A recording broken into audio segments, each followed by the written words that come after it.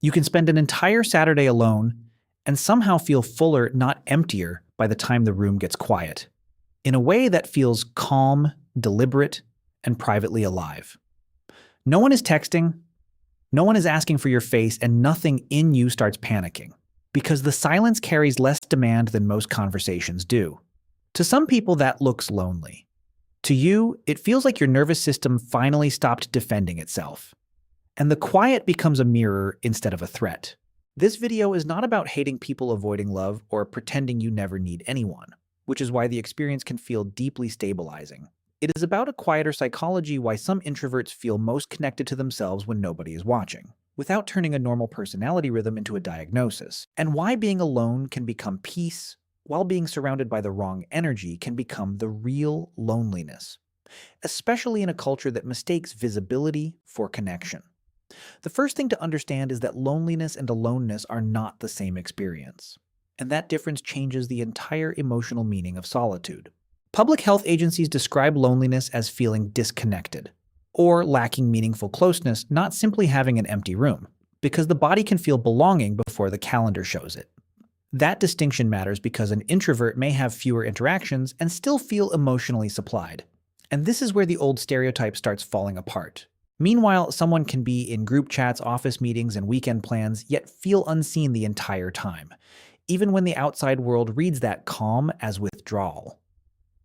For many introverts, solitude is not the absence of connection.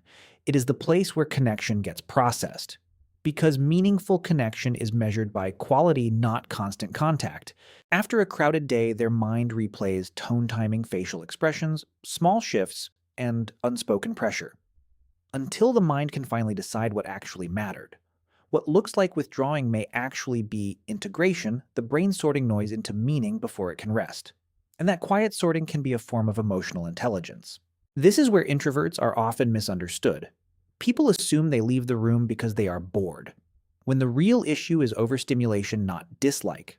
Often they leave because they noticed too much, too many moods, too many expectations, too many tiny social signals, and each signal asks the brain to spend a little more. Their attention does not skim the surface of a room. It sinks into patterns, and that takes energy, which makes recovery time feel less optional than essential. So when they finally get alone, there is relief, because nobody needs a performance from them anymore. Because nobody is grading their warmth in real time. They can stop monitoring their face, measuring their tone, and wondering whether their quietness is being judged, or asking them to prove they are easy to understand. Alone, the introvert returns to a private baseline. Their thoughts slow down enough to become their own again, with fewer borrowed emotions and fewer social calculations. This is why solitude can feel nourishing instead of empty. It gives back a sense of psychological ownership, especially when the day has asked them to perform belonging. In a loud culture, people often treat constant availability as proof that you care, which can make boundaries look colder than they really are. But introverts may care deeply and still need distance before their care becomes clean, generous, and sustainable, because distance lets affection return without hidden resentment. Without that distance, care can turn into resentment, exhaustion, or the strange numbness of being socially overfed. And that is often mistaken for being difficult or aloof. One reason some introverts rarely feel lonely alone is that their inner life is highly populated. So the room is quiet, but the mind is not empty. They are not sitting with nothing. They are sitting with memory, imagination, questions, patterns, music, and unfinished meaning, including memories, imagined futures, moral questions, and creative fragments. A quiet room gives those inner materials enough space to arrange themselves into something understandable, without the pressure to explain itself before it is ready. That inner richness is not better than social energy. It is simply a different way of being stimulated. And difference is not the same thing as deficiency. Extroverted environments often reward quick response, visible enthusiasm, and a fast emotional tempo, which can be exhausting for people who process slowly and deeply. Introverted minds often prefer depth latency, and one idea allowed to breathe before the next one arrives, because reflection often needs a pause before it becomes speech. So solitude becomes less like isolation and more like the correct temperature for the mind, where attention can settle instead of being pulled apart. There is also a protective layer. Some introverts learned early that being visible, could invite correction, especially if childhood made quietness feel like a flaw.